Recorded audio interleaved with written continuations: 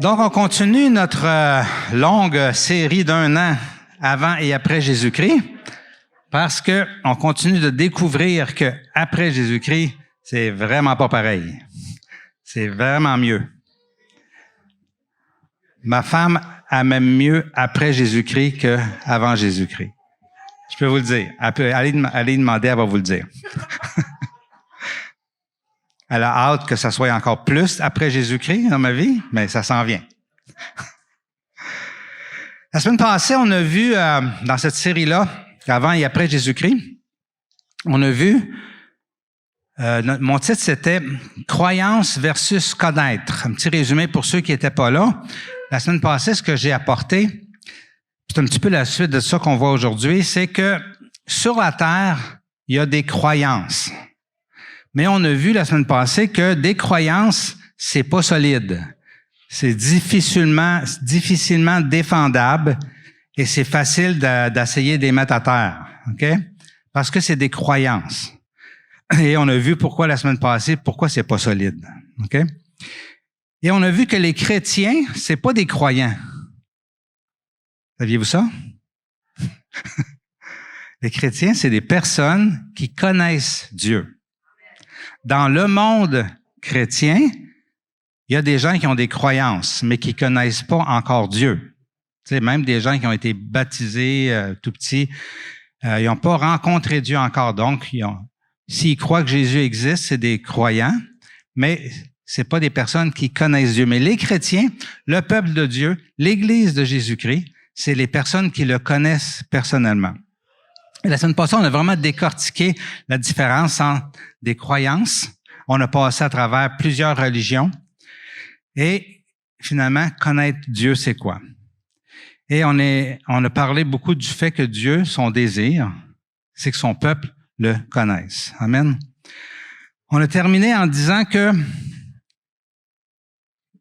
croire en Jésus, c'est quand même la porte pour le connaître. Donc, faut commencer par croire avant de connaître. Et j'avais partagé un petit peu mon histoire où je cherchais à tâtons dans toutes les sortes de croyances du monde entier et je n'ai pas connu Dieu tant que je n'ai pas cru en Jésus-Christ. Mais c'est la journée que j'ai ouvert la porte à Jésus, que Jésus s'est révélé à moi et j'ai arrêté d'avoir des croyances et j'ai connu Dieu. Et ça fait toute la différence. Donc, toutes les milliers de croyances sur la Terre apportent une sorte de support personnel, une sorte de, je vous dirais même une béquille. Pourquoi une béquille? Parce que l'être humain a besoin de croire en quelque chose. Donc, quand tu as une croyance, et en plus, quand tu as une communauté qui croit avec toi, ben, ça te fait un fondement solide et c'est plus solide que croire en rien. Et on a vu à quel point les personnes qui ne croyaient en rien avaient beaucoup plus de difficultés à être heureux. Ça, c'est des statistiques qui le prouvent. Donc, une croyance, ça apporte quand même quelque chose, mais ça ne fait pas connaître Dieu personnellement. Vous savez, l'être humain sur la terre, même nos enfants, des fois, qui grandissent dans l'Église, ont besoin de faire un petit survol des croyances à un moment donné pour dire il y a juste Jésus qui est la voie. C'est comme si, mettons que je suis dans mon char puis je vais écouter le football des Alouettes, OK? Fait que là, je vais faire scanner parce que je me souviens pas c'était quel poste. Je vais faire scan à mon radio, puis là, il va scanner tous les postes. Puis à un moment donné, quand ça va tomber sur le poste des Alouettes, peu importe, que ce soit une annonce de RAM ou le gars qui est en train de commenter, je vais savoir que je suis sur le poste, je vais l'arrêter là. C'est un peu semblable. Hein? À Noël, tu mets le scan pour trouver un poste qui a des chansons de Noël. Quand tu arrives dessus, il n'y a pas besoin de chanter longtemps, tu le sais, hop, c'est des chansons de Noël. C'est un peu ça le scan qu'on fait des croyances, qu'à un moment donné, quand on arrive sur Jésus, il y a comme une porte qui s'ouvre. Et là, c'est plus juste une croyance. La porte s'ouvre sur l'éternité, sur la vie, sur un chemin qui ne finit plus de pouvoir être exploré. Et c'est la connaissance personnelle de Dieu. Et c'est ce qu'on a vu la semaine passée. Et aujourd'hui, j'avais à cœur d'aller un peu plus loin dans le côté connaître. On a parlé des croyances. Aujourd'hui, j'avais à cœur d'aller plus loin dans le côté connaître. Et c'est pour ça que les chansons de Véro, je trouvais qu'elles étaient tellement appropriées dans le fait de connaître Dieu. Jésus dit, c'est moi qui suis la porte. C'est pour ça que quand on scanne et qu'on arrive sur Jésus, on rencontre, là, c'est plus une croyance, mais une porte qui s'ouvre. Des fois, dans les autres croyances, je vous avoue, j'ai vu des portes, mais ça donnait tout le temps d'un cul-de-sac.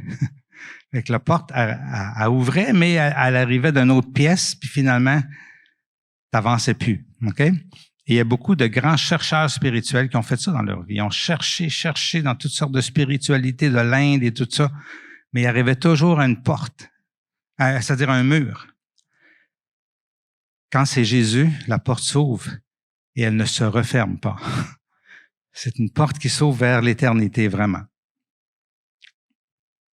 C'est moi qui suis la porte. Si quelqu'un entre par moi, il sera sauvé. Il entrera et sortira. Il trouvera de quoi se nourrir. Amen. Il sera sauvé. Une expérience spirituelle qui te convainc que tu es dans la bonne voie, qui te libère de ton ancienne vie, qui apporte soudainement un espoir, une bouffée d'air frais, une vie légère, les fardeaux tombent, tout change. Ok? Tu seras sauvé si tu rentres par cette porte-là. Tu entreras et sortiras. Quand on rentre en Jésus-Christ, on ne rentre pas dans une secte fermée. On ne rentre pas dans une trappe où on n'est pas emprisonné. On peut sortir, on peut rentrer, mais on reste connecté à notre Sauveur. Amen. Et c'est tellement meilleur, plus léger, et ça donne la vie. Vous vous souvenez, la semaine passée, je vous ai apporté le témoignage, je vais en reparler tantôt, d'un bouddhiste qui s'appelait Alex. Et quand il a rencontré Jésus, il dit, j'ai rencontré la vie. Il dit pas l'énergie. Ça là, je la connaissais. Non, ce que j'ai rencontré, c'est la vie. Amen. C'est la vie qu'on rencontre avec Dieu. Ça prend de l'humilité, bien entendu, pour s'arrêter sur Jésus. Parce que toutes les autres voies ont fait des efforts pour pouvoir atteindre Dieu. Et quand on rencontre Jésus, on se rend compte qu'il a tout accompli déjà pour nous. Ça prend de l'humilité. Il faut que tu dises, par moi-même, je suis pas capable, j'y arriverai pas. Je dois laisser le contrôle de ma vie à quelqu'un d'autre. Et cette humilité-là, souvent, elle arrive après avoir vécu une vie de vouloir contrôler notre vie, une vie d'orgueil. On se rend compte qu'on est obligé de laisser ça de côté. On s'humilie. Humilie-toi devant le Seigneur et le Seigneur t'élèvera. C'est ce qu'il nous dit. Amen. Et c'est ce qu'on vit. Donc, on va aller plus loin aujourd'hui dans connaître. OK? Connaître quoi ou connaître qui? Drôle de question quand on parle de Dieu. Vous allez voir pourquoi je vous pose cette question-là aujourd'hui. Sentir quoi? Sentir qui? Aujourd'hui, plus que jamais, on nous offre toutes sortes d'expériences, de ressentis spirituels. Pourquoi? Parce que les gens ont besoin, ils veulent pas de la théorie, ils veulent du vrai. Et il y a plein d'instances spirituelles qui offrent des expériences spirituelles. Sentir quoi? Sentir qui? C'est ça qu'on va explorer aujourd'hui. Par rapport à connaître, il y a un verset intéressant qui contient non pas le mot connaître, mais le mot reconnaître. Ça dit reconnais-le, en parlant de Dieu, dans toutes tes voies, et il rendra tes sentiers droits. Dieu nous invite non seulement à le connaître, comme on a vu la semaine passée, mais il nous invite à le reconnaître, parce que Dieu ne change pas. Il y a toujours la même saveur, la même odeur, la même senti. OK? Il donne toujours cette même paix-là qui, moi, me guidait toute ma vie. Une paix surnaturelle, que je ne peux pas trouver en nulle part sur la terre, ni dans aucune méditation ou religion ou exercice spirituel. Jésus dit, goûte-moi, connais-moi, et après ça, reconnais-moi constamment toute ta vie. Amen. Donc, le titre d'aujourd'hui, c'est « Reconnaître ». Et dans ce titre-là, mon petit plan, c'est, on va commencer par approfondir le connaître. Comment Dieu s'est manifesté dans l'histoire de façon palpable pour qu'on le connaisse et reconnaisse. On va parler par rapport à l'Ancien Testament dans l'ère chrétienne. On va voir que c'est pareil, comme dans l'Ancien Testament, mais c'est plus. Et finalement, on va parler de différencier les expériences spirituelles palpables versus le vrai Dieu. Amen. Donc, on commence par connaître. Comment Dieu s'est manifesté dans l'histoire de façon palpable pour qu'on le connaisse et qu'on le reconnaisse. On l'a chanté ce matin. Il se manifestera. Ça veut dire qu'on est supposé de sentir, voir, goûter, toucher. Il y a quelque chose qui se passe dans notre être qui fait que on ne fait pas juste avoir une croyance, mais qu'on le connaît. On sait que dans la parole de Dieu, à part dans le temps d'Adam et Ève, quand Dieu a commencé à se manifester, ce qu'on connaît bien, c'est quand il s'est manifesté en Égypte. Okay? Lorsqu'il a envoyé des plaies, donc des choses très palpables par le peuple égyptien pour faire sa volonté et permettre que son peuple sorte d'Égypte. Donc, Dieu s'est manifesté de toutes sortes de façons. Okay? Et c'est là que Dieu a dit à son peuple, « Vous avez vu ce que j'ai fait à l'Égypte et la façon dont je vous ai porté sur des ailes d'aigle et amené vers moi. Maintenant, si vous écoutez ma voix, si vous gardez mon alliance, vous m'appartiendrez personnellement parmi tous les peuples, car toute la terre m'appartient. Vous serez pour moi un royaume de prêtres et une nation sainte. Voilà les paroles que tu diras aux Israélites. » Ici, Dieu parle à Moïse. Dieu se manifeste à Moïse. Okay? Il s'était manifesté, on sait, dans les plaies d'Égypte, c'est-à-dire que la nature, okay, il avait ordonné à la nature de se manifester et il est arrivé à ses fins de cette façon-là. Mais là, il parle, il est en relation. Donc, Moïse connaissait Dieu personnellement. Et le cœur de Dieu,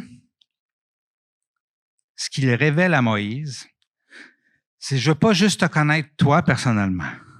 Je veux un royaume de gens qui me connaissent. » C'est-à-dire un royaume de prêtres. Il y a quelques semaines, j'ai apporté un enseignement sur justement le fait que Dieu, son Église, ce sont tous des prêtres. On est tous prêtres de l'Éternel. Et j'avais mis l'accent plus sur le fait qu'on est tous appelés à agir. On est tous appelés à être en action pour le royaume des cieux. Okay? Donc, c'est pas juste un clergé qui agit, puis nous autres, on est assistants, comme dans toutes les religions. Dans le peuple de Dieu, ça se passe pas de même. Tout le monde est en action pour établir le royaume des cieux sur la terre. J'avais mis l'accent là-dessus.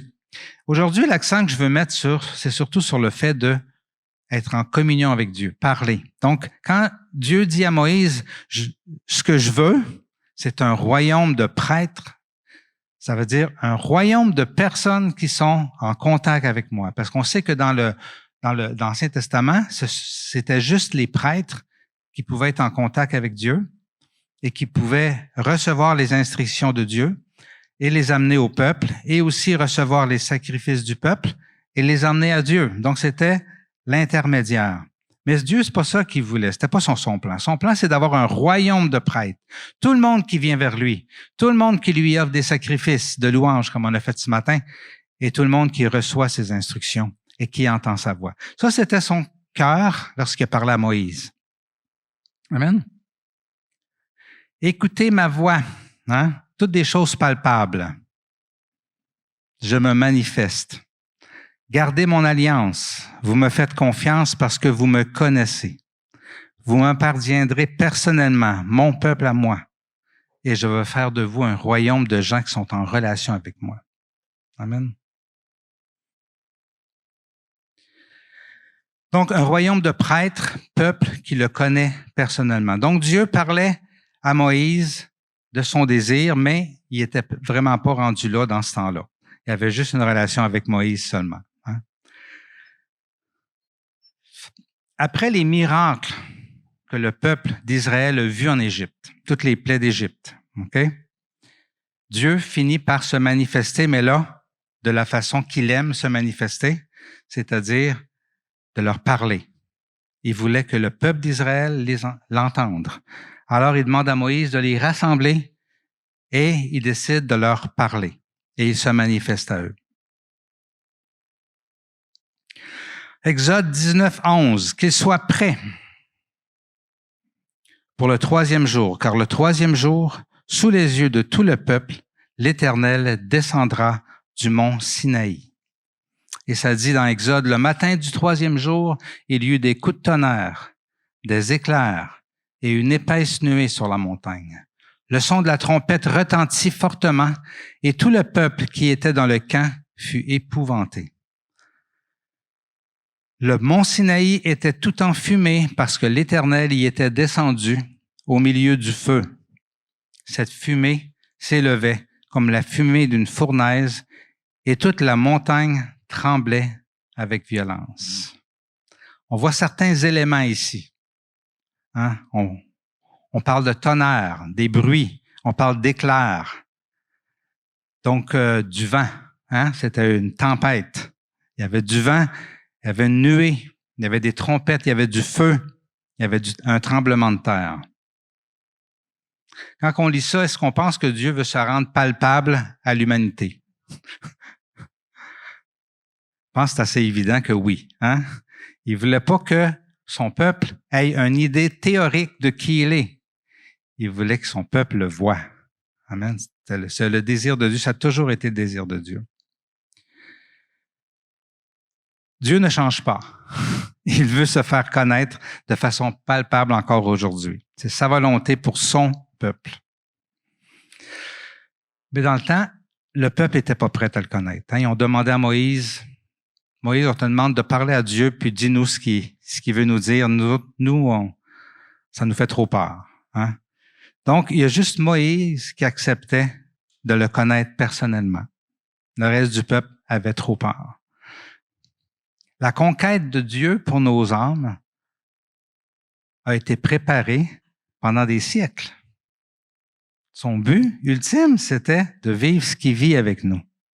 Donc, dans sa conquête pour nos âmes, il a nommé quelques prêtres. Il est allé là tranquillement. Il y avait Moïse. Là, il disait à Moïse, là, ça va me prendre quelques prêtres qui vont être aussi en relation avec moi. Des gens qui vont rentrer dans le lieu très saint, dans le temple, et qui vont me parler que je vais leur parler. Dieu commençait à vouloir agrandir son peuple de prêtres, son peuple en communion avec lui. Amen. Donc, une fois que ça a été préparé, les prêtres, qui étaient la famille d'Aaron, le frère de Moïse, ont accepté et ils se sont mis à agir en tant que prêtres selon les instructions de Dieu. Et ça dit dans Exode 40, 34 et 35, « Alors la nuée couvrit la tente de la rencontre et la gloire de l'Éternel remplit le tabernacle. » Donc Dieu avait dit à Moïse de lui construire une tente, qui était le tabernacle, de choisir des prêtres. En fait, Dieu a choisi certains prêtres et eux, ils vont venir à ma rencontre dans cette tente-là. Et quand il a eu fini de construire cette tente-là, la nuée couvrit la tente de la rencontre et la gloire de l'Éternel remplit le tabernacle. Moïse ne pouvait pas entrer dans la tente de la rencontre parce que la nuée restait dessus et que la gloire de l'Éternel remplissait le tabernacle. Donc, il y avait une nuée qui était présente, quelque chose de visible, palpable. OK? Et c'est pas juste une nuée, cette nuée-là, c'est aussi du feu. Quand on regarde un peu plus loin, ça dit, le peuple d'Israël, à chacune de leurs étapes, les Israélites partaient quand la nuée s'élevait au-dessus du tabernacle. Et si la nuée ne s'élevait pas, ils ne partaient pas jusqu'à ce qu'elle s'élève. De jour, la nuée de l'Éternel était sur le tabernacle. De nuit, il y avait un feu à l'intérieur de la nuée. Elle était visible de toute la communauté d'Israël à chacune des étapes. Donc, une nuée, un feu. C'est ce qui les guidait. C'est ce qui les guidait. Une présence palpable. Ce qu'on voit constamment dans le Nouveau Testament quand Dieu se manifeste, de façon répétée, le vent, le feu, la nuée. Et ce qu'on voit aussi, c'est la parole. À Moïse, il parlait. On sait qu'il a parlé à certains rois, à David, à Salomon, à des prophètes.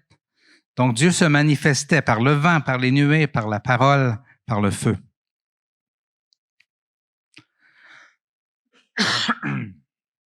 Dans toute l'histoire de l'humanité, Dieu n'a jamais guidé son peuple avec des croyances, avec de la théologie ou avec de la théorie.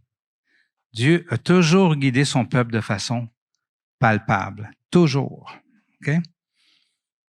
Quand tu lis la Bible d'un couvercle à l'autre, on ne peut que croire que Dieu se manifeste de façon palpable. Moi, j'ai pas connu l'Église. J'ai lu la Bible pendant 8 ans avant de connaître l'Église. Donc, pendant 8 ans, Dieu m'avait touché. Dieu était venu vivre en moi. Je lisais la Bible. Et je savais pas qu'il existait une Église où ce que Dieu se manifestait, où ce que les gens avaient cette relation-là que moi, je vivais. Okay? C'est peut-être mon côté orgueilleux qui n'était pas encore tombé. J'avais l'impression que j'étais tout seul qui vivait ça.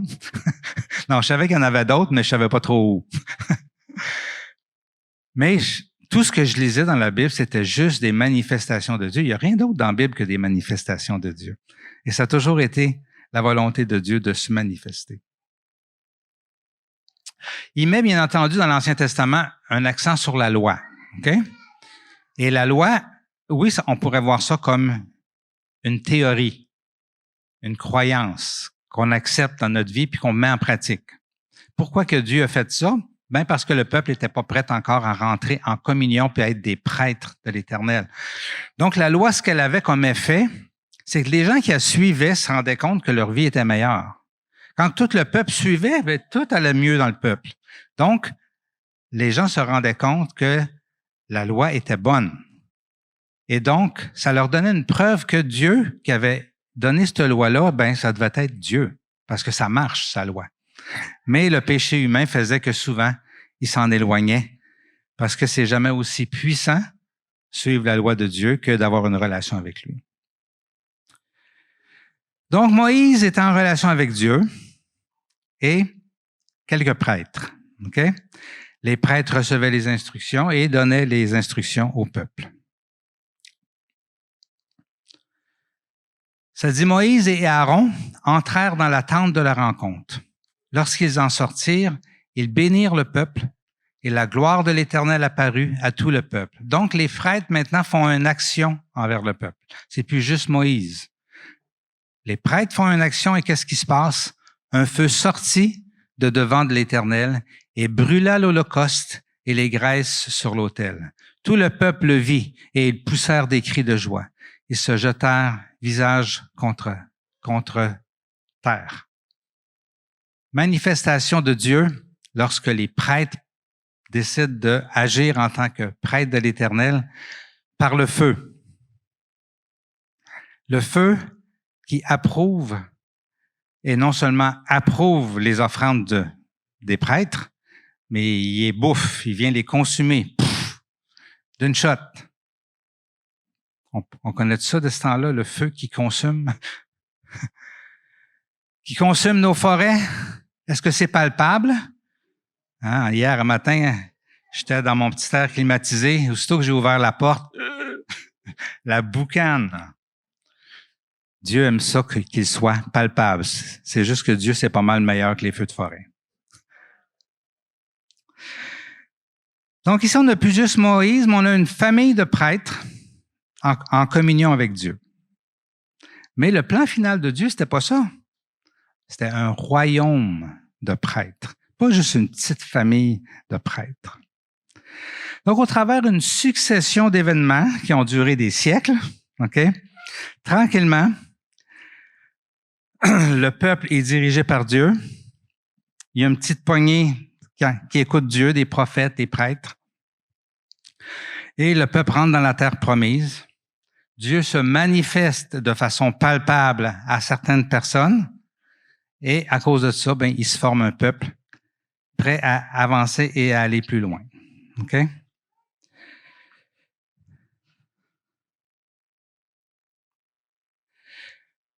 Dieu parle à Salomon.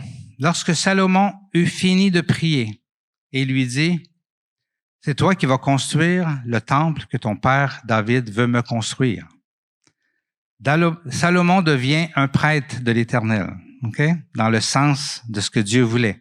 Un homme qui est en communion avec Dieu. Pas comme nous, on le vit, par moment. Dieu y est apparu, il a parlé avec, okay? C'est arrivé une couple de fois dans sa vie. Okay? Et Salomon l'obéit. Donc, il agit comme prêtre. Dieu, il dit quelque chose, Salomon le fait. Qu'est-ce qui se passe?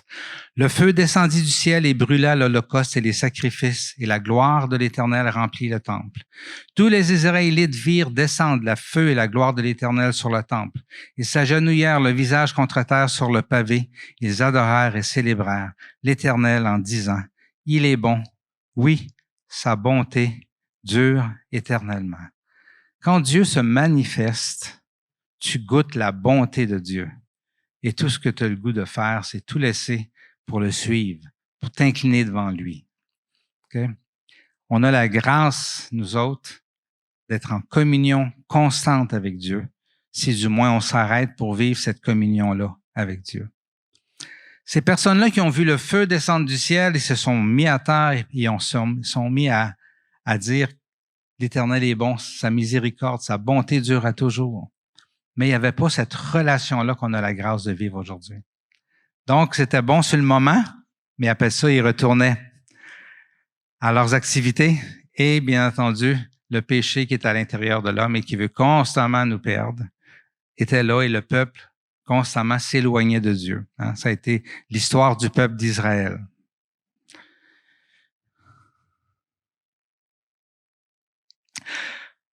En cours de route, Dieu, par son prophète Joël, par contre, annonce, comme il avait fait avec Moïse, d'une façon différente, que son désir, c'est d'avoir un peuple de prêtres, un peuple de personnes en communion avec lui. Et par Joël, il le dit de cette façon-là. Il dit, « Après cela, je déverserai mon esprit sur tout être humain. Vos fils et vos filles prophétiseront, palpables. Donc, ils entendront ma voix et ils diront ce qu'ils entendent. Vos vieillards auront des rêves palpables, quelque chose que tu vois. Vos jeunes gens des visions, une vision palpable par nos sens. Okay? Je ferai des prodiges dans le ciel et sur la terre, du sang, du feu encore, des colonnes de fumée encore. Dieu est le même hier, aujourd'hui et pour éternellement. Ce qui nous amène à l'ère chrétienne. L'ère chrétienne, c'est pareil. Dieu veut se manifester et Dieu se manifeste. Mais c'est plus encore.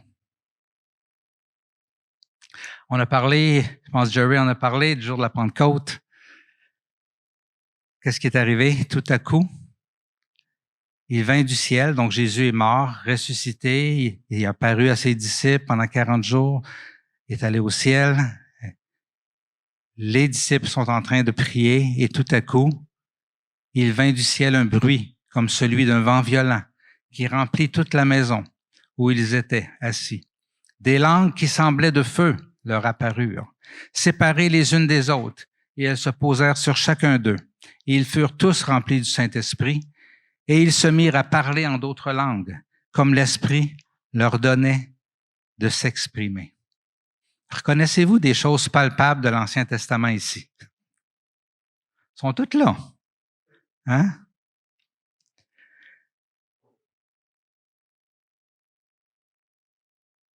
Un bruit, un vent violent, comme la première fois qu'il est apparu au peuple d'Israël.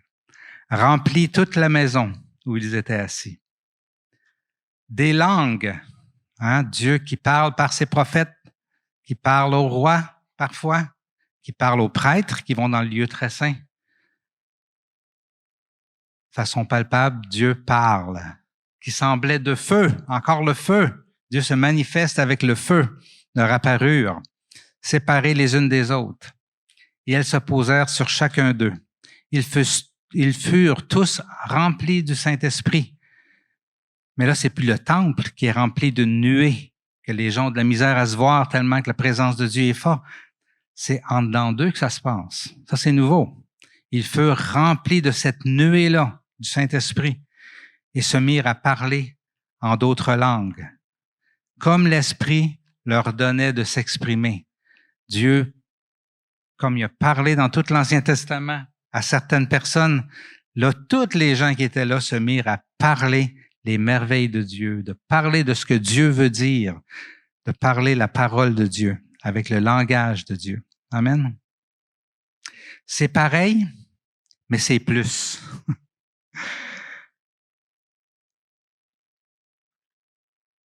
On voit que dans l'ère chrétienne, quelque chose, ce qui est nouveau, c'est pareil, mais ça se passe à l'intérieur.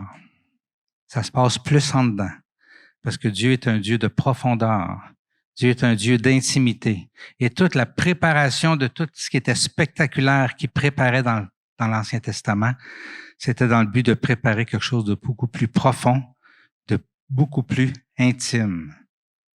Et pas longtemps après ça, de façon surnaturelle, 3000 personnes sont convaincues dans leur intérieur que Jésus-Christ est le Seigneur, alors que les minutes qui précédaient ça, ils ne croyaient pas ça.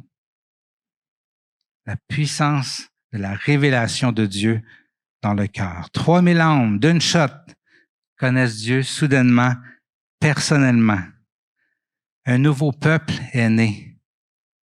Un royaume de prêtres.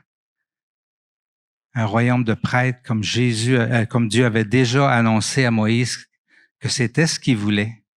Et c'était ce qu'il a préparé pendant 1500 ans. C'est ce que Pierre dit lorsqu'il dit, vous, au contraire, vous êtes un peuple choisi. Là, il parle à vous autres, là, à nous autres.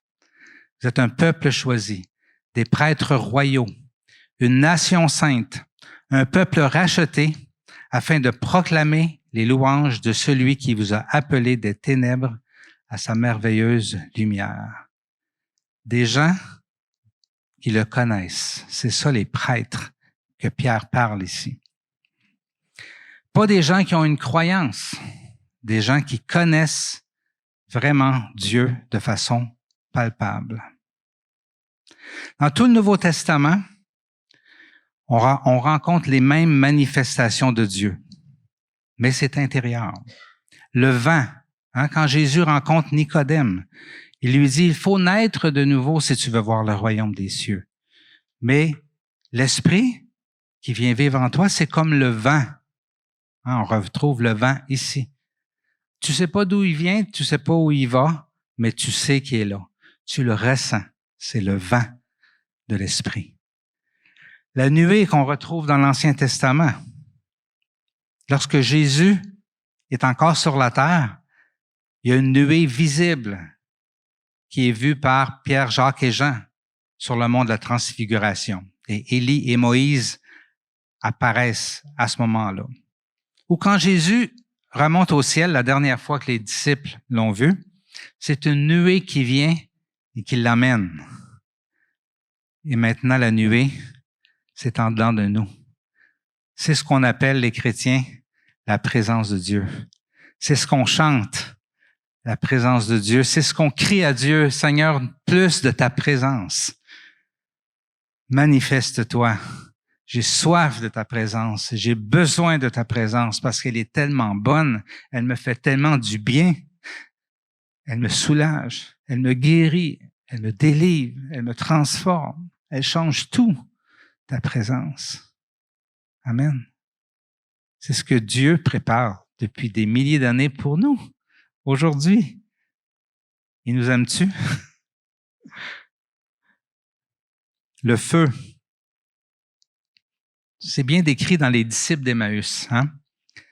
Ces deux disciples-là qui, après la mort de Jésus-Christ, marchait et n'avait pas encore réalisé que Jésus était mort dans le but de ressusciter.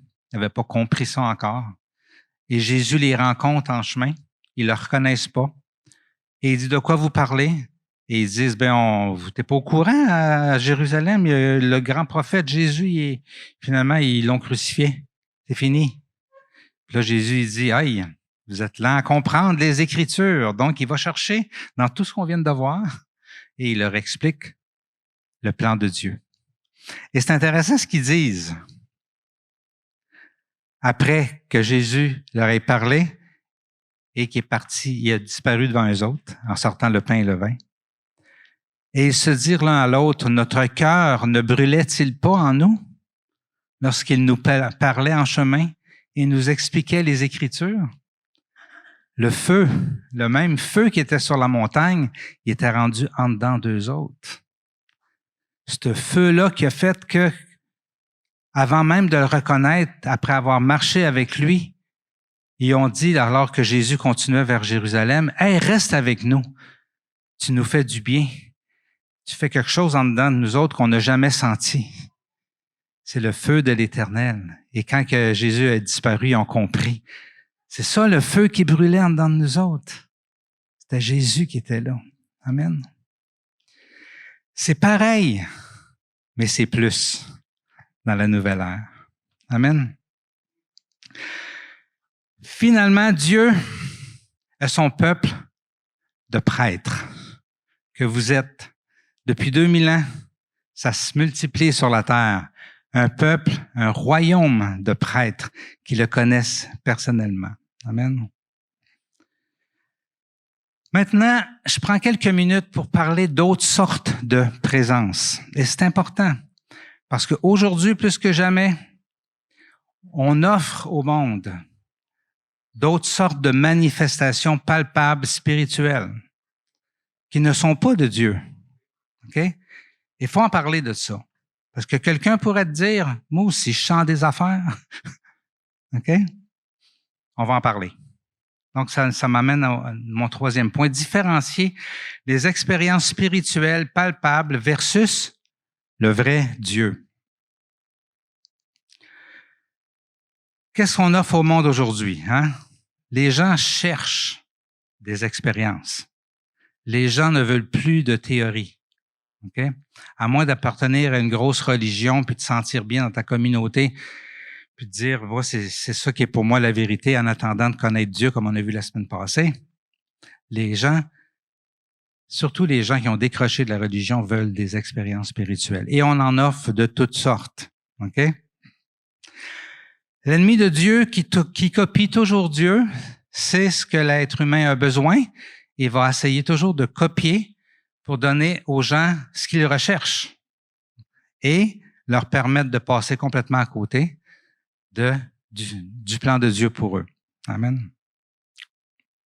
Donc, il sait que l'homme veut ressentir des choses. Okay? Mais c'est des choses qu'on ressent quand c'est pas Dieu. C'est pour ça que je vous disais tantôt. Des choses ou quelqu'un. Lorsque Jésus se révèle à nous, on ressent une personne. On ressent la vie.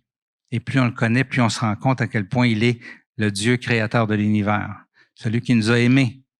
Celui qui a cette capacité-là d'aimer. Souvent, je vais dire ça à des gens qui vivent des expériences spirituelles. Ah oui, l'énergie est bonne. Là, je leur dis, est-ce que l'énergie t'aime? Puis chaque fois que je leur dis ça, ils disent, non, même pas. Moi, je dis, je te parle d'un Dieu qui aime. C'est pas pareil, c'est une personne. Qu'est-ce qu'on offre au monde? Des énergies, de l'énergie, des vibrations, des auras qui se voient, des sensations, du magnétisme, des trans, des expériences de transcendance, les extases mystiques, des vides intérieurs, des fausses paix qu'on appelle des vides intérieurs, des sentiments de communion avec le divin, des expériences hors du corps, des contacts avec l'au-delà, avec des esprits, avec des morts, des visions, des apparitions, sans parler de tout ce qui est spiritisme, voodoo, sorcellerie et toutes ces choses semblables-là. Ça, c'est ce que l'ennemi offre par toutes sortes de personnes qui sont de bonne volonté. Il ne faut pas juger ces gens-là. Ils sont de bonne volonté. Ils pensent vraiment qu'ils ont trouvé quelque chose. Okay? Je pensais vraiment d'avoir trouvé quelque chose chaque fois que j'avais une piste avant de trouver Dieu. Okay? Mais c'est l'ennemi en arrière de tout ça qui veut nous tromper et nous éloigner de ce qui est vrai, de ce qui est la vérité. Donc, ces personnes-là vivent vraiment des choses palpables. Mais la question dont je connais la réponse, est-ce que ces expériences-là sont bénéfiques pour eux? Est-ce qu'ils conduisent à un bon chemin? Est-ce qu'ils révèlent la vérité? Et est-ce qu'ils donnent la vie? Et la réponse est non. Hein? Aucun de ces chemins-là. Ça donne un espoir parce que tu sens quelque chose, tu vis quelque chose, donc tu as une piste, tu penses que tu es sur la voie de la vérité, mais ça n'amène pas le chemin de la vie, ça n'amène pas la vie, ça n'amène pas la vérité. Amen. Est-ce que je vais faire confiance à tout esprit pour mettre mon destin dans ces esprits-là? Ou est-ce que je vais faire confiance à celui qui m'a créé et qui est venu sur terre mourir à ma place et me donner la vie éternelle? Hein? Jean, il nous en parle, l'apôtre Jean. Il dit, « Bien-aimés, ne vous fiez pas à tout esprit, mais mettez les esprits à l'épreuve pour savoir s'ils sont de Dieu. Car plusieurs prétendus prophètes sont venus dans le monde. Et voici comment identifier l'Esprit de Dieu. Tout esprit qui reconnaît que Jésus est le Messie, venu en homme, est de Dieu. Et si un esprit ne reconnaît pas que Jésus est le Messie, venu en homme, il n'est pas de Dieu. » C'est fort, hein? Comment voir si quelque chose de spirituel est de Dieu? Est-ce que ces personnes-là confessent Jésus-Christ comme seul Seigneur? Est-ce que ces personnes-là acceptent que c'est Jésus, le Seigneur des Seigneurs, le Roi des Rois, celui qui est au-dessus de toute spiritualité et de toute expérience spirituelle, que c'est Jésus venu dans sa chair sur terre et mourir pour nos péchés? Hein? Jean, il dit, c'est l'esprit de l'Antichrist. Vous avez appris sa venue et maintenant déjà, il est dans le monde. Vous savez, il y a beaucoup de chrétiens qui recherchent un antichrist, une sorte de bête qui va apparaître, qui va s'asseoir dans un temple. Je veux pas offenser personne aujourd'hui. Moi, je crois pas à cette théologie-là. L'antichrist, il était là il y a 2000 ans. C'est un esprit. C'est un esprit qui convainc les êtres humains que c'est pas Jésus le chemin, que c'est d'autres choses le chemin. Et tout esprit qui est contraire à la voie de Jésus-Christ, qui est le chemin, la vérité et la vie, c'est l'esprit de l'Antichrist qui motive cet esprit-là. Donc, toute spiritualité palpable qui n'est pas fondée sur Jésus-Christ n'est pas de Dieu. Jean, il dit, c'est contre Dieu. C'est l'esprit de l'Antichrist. Amen. Au commencement, la parole était avec Dieu. La parole était Dieu. Hein? Par elle, tout a été créé et la parole s'est fait chair. Elle est venue habiter et vivre parmi nous. On parle de Jésus-Christ ici. Donc, si Jésus, en chair, qui est venu sur la terre, est vraiment le seul barème sur lequel on peut se baser pour dire que quelque chose est de Dieu et dans la vérité ou non, ben ça inclut aussi toute sa parole. C'est pas juste la personne de Jésus-Christ, mais c'est la Bible au complet. La parole au complet. C'est ce que Jésus dit. Le ciel et la terre passeront, mais ma parole ne passera pas. Amen.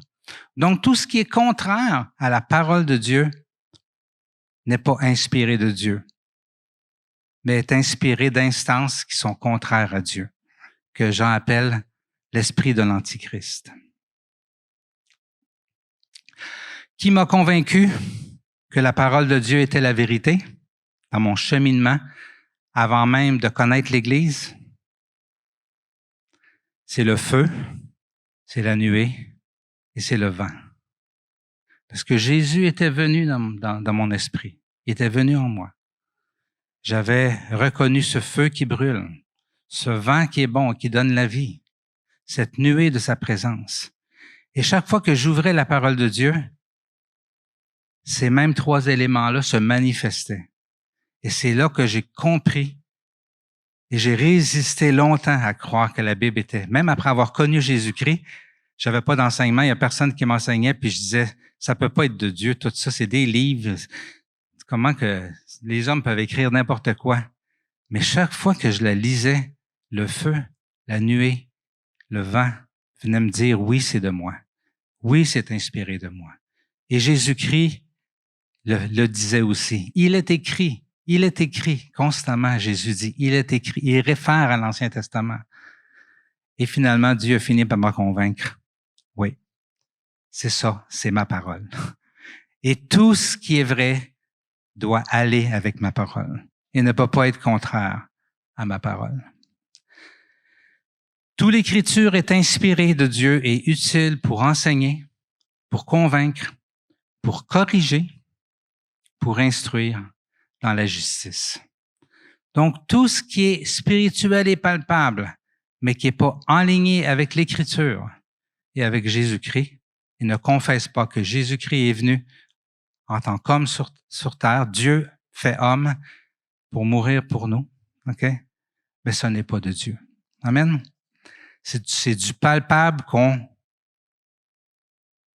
fait prendre le bord, qu'on jette dans les poubelles. Et on se réenligne sur la présence de Dieu, qui est si bonne. C'est pour ça que Jésus dit aux Juifs qui avaient cru en lui, « Si vous demeurez dans ma parole, vous êtes vraiment mes disciples. » Ça veut dire quoi? Vous êtes vraiment ce royaume de prêtres en communion avec moi et qui me connaissent personnellement. Amen. En effet, la parole de Dieu est vivante. Et ce que Jésus nous offre, c'est pas de la théologie, c'est pas des théories, c'est la vie. Et je vous réfère à nouveau à ce Alex, qui m'a vraiment impressionné dans son témoignage. On le voit sur vidéo, son témoignage. Il dit, j'ai rencontré la vie. Pas l'énergie. Elle, je la connaissais déjà. J'ai rencontré la vie. Un homme qui avait fait toutes sortes d'expériences palpables spirituelles quand il a rencontré Jésus. Il a tout mis le reste à la poubelle. Puis il a dit, là, je viens de rencontrer la vie. Amen. J'ai invité le groupe de musiciens de venir. Je veux vous laisser avec ça. Ce que Dieu a annoncé, ce que Dieu a révélé plutôt à Moïse, de ce qu'il avait le goût de vivre avec sa création, de ce que son désir, lorsqu'il nous avait créés, c'était d'être en communion avec nous, c'est qu'on le connaisse et que lui nous connaisse et qu'on vive cette communion-là. C'est drôle parce qu'il le répète dans l'Apocalypse, ok? Par Jean. Et ça dit comme ça. Que la grâce et la paix vous soient données de la part de Dieu, celui qui est, qui était et qui vient, de la part des 7 esprits qui sont devant son trône et de la part de Jésus-Christ, le témoin fidèle, le premier-né d'entre les morts et le chef des rois de la terre, à celui qui nous aime, qui nous a lavés de nos péchés par son sang et qui a fait de nous un royaume des prêtres pour Dieu notre Père. À lui soit la gloire, la domination au siècle des siècles. Amen.